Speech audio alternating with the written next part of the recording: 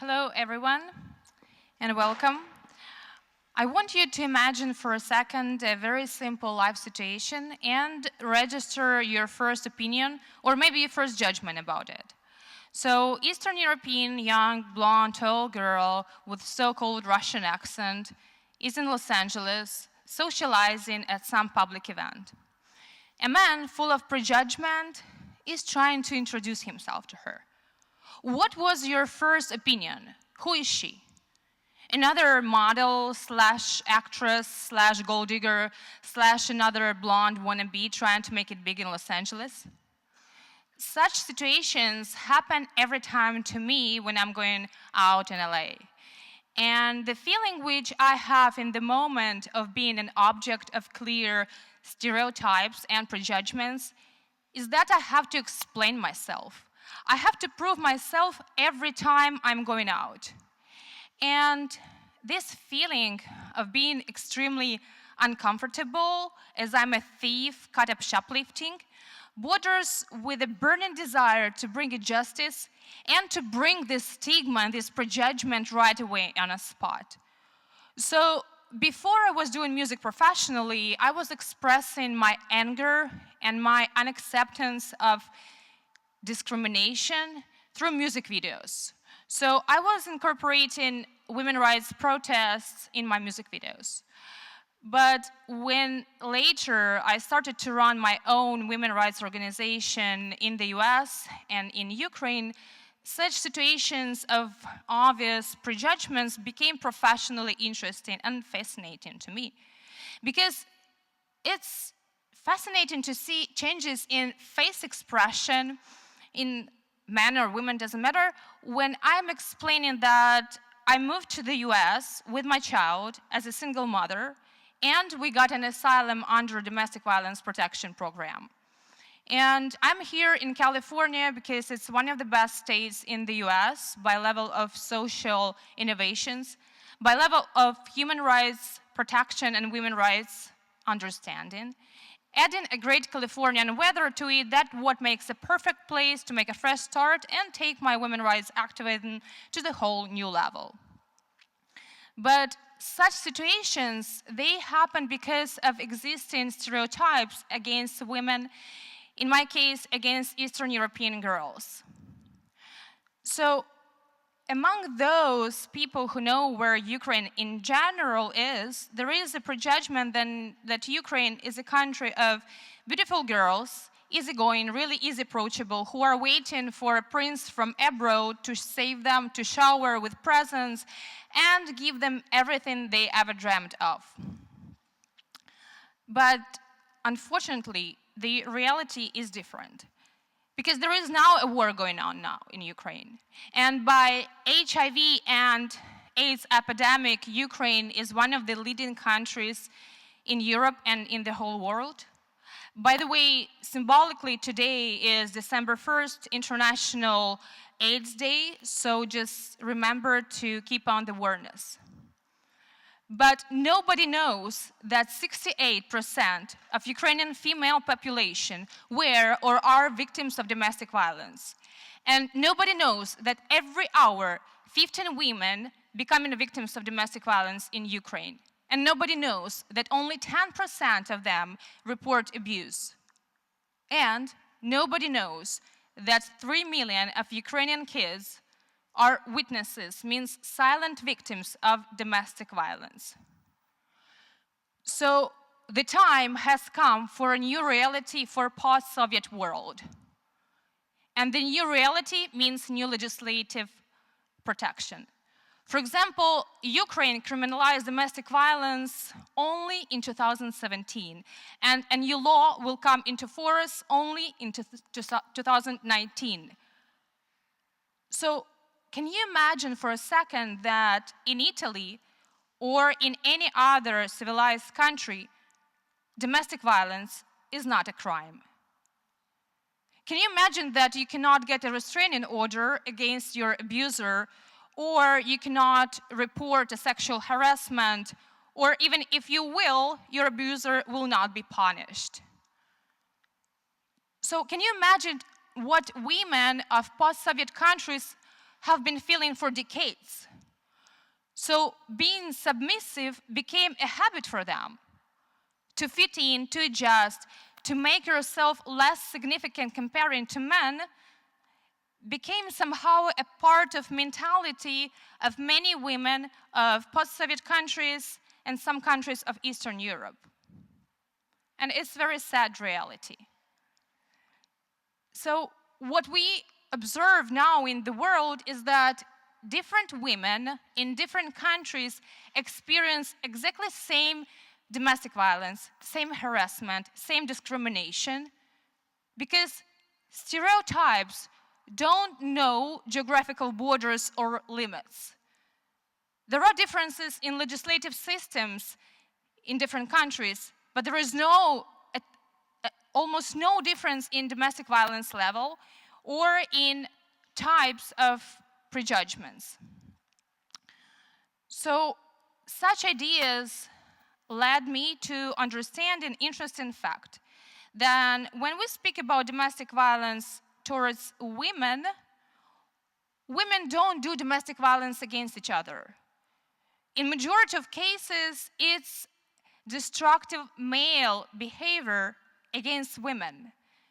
And at the same time, in the world, there are really few initiatives which engage men to show up for us, for women, which engage men to stop domestic violence against women. And that's how I found White Ribbon Campaign. Today, I am wearing a white ribbon badge as a symbol of my personal pledge to never condone or remain silent about violence towards women.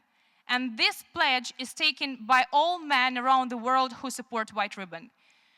This is the largest in the world initiative of men to show up and to stand for women's rights protection. This campaign was founded by men in Canada in 1991 and now is present in more than 60 countries.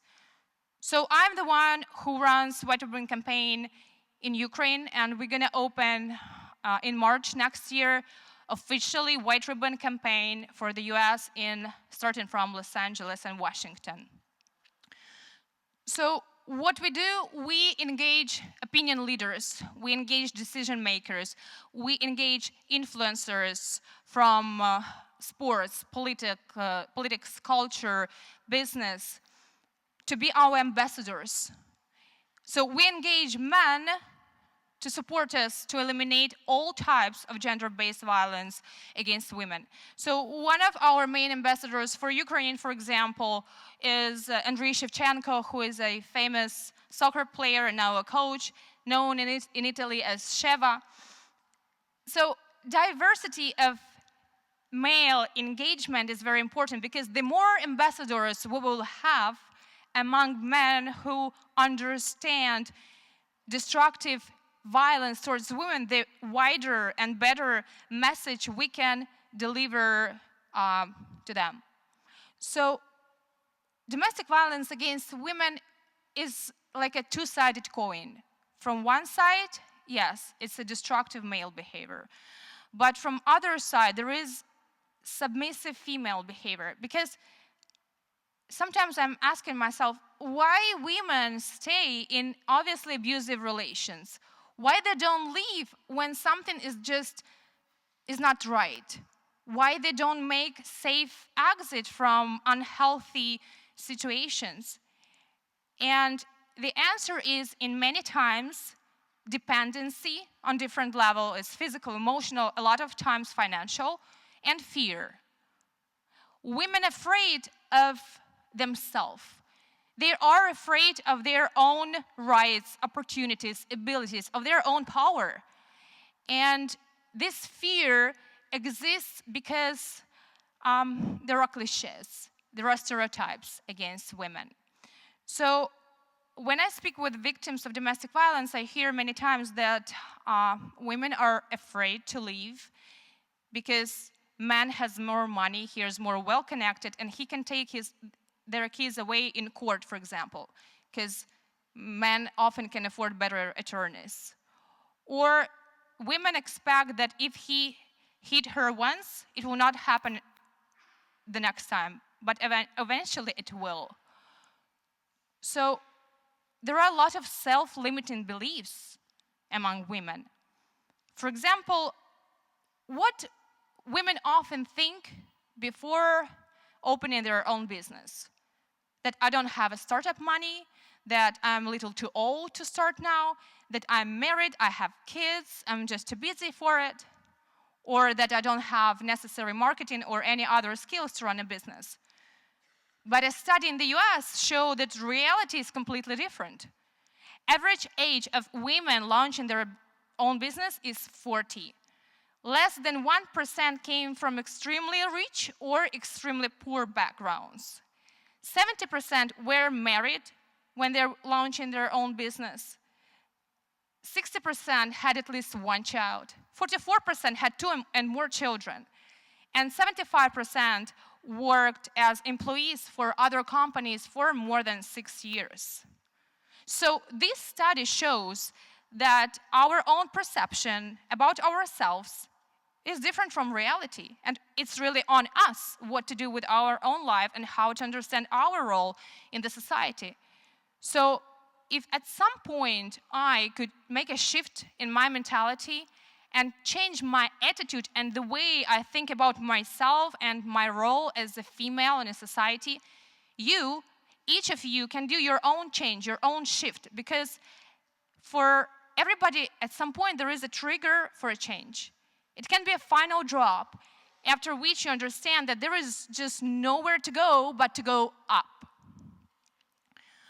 So a way out for women, not just from domestic violence, but in general, a way out for them to build themselves more empowered and stronger is education, is professional independency, is financial independency, is awareness.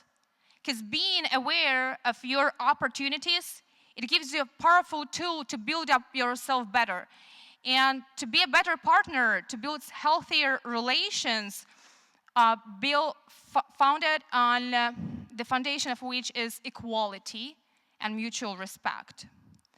So thinking about all this journey I experienced from being a victim to becoming a policy changer, don't mix with politics, please, the inspiration for it was my child. Because even for women, even thinking about their own children, that's what makes us stronger. So I really believe that we women, especially we mothers, are like phoenixes. We can spread our wings and we can reinvent. We can rebuild ourselves as many times as needed for the sake of our children. So that's why at White Ribbon we believe also in gender education for kids. We develop cartoons, a very simple way to give to boys and girls understanding from the very early age that we were born equal. And it doesn't matter, you're a boy and a girl, you have equal rights and opportunities in this world, and that was granted to you by birth. So if to go back to that insecure Eastern European girl at a party approached by a man full of prejudgment, I would answer him now that I'm just one proud activist who wants to help women to change their lives and who wants to engage men in elimination of all types of gender-based violence towards women around the world. And you can be part of this process as well. I can show you how, but before that, I want you to remind about the global symbol of freedom, which is Statue of Liberty. The author of the words engraved on its plaque is a female. It's a prominent woman, a poet, Emma Lazarus. And one of my favorite quotes of her is that until we are all free, we are none of us free. And we will not be free until women suffer from stereotypes. We cannot be free until there are prejudgments against women, until there is a discrimination in the form of even abuses or violence towards women. We cannot be free till our minds will register that all people around the world have equal rights and opportunities. So let the Statue of Liberty and prominent women around the world be our inspiration and our reminder to all of us to show up and to stay strongly against all types of discrimination, stereotypes, and violence. Thank you.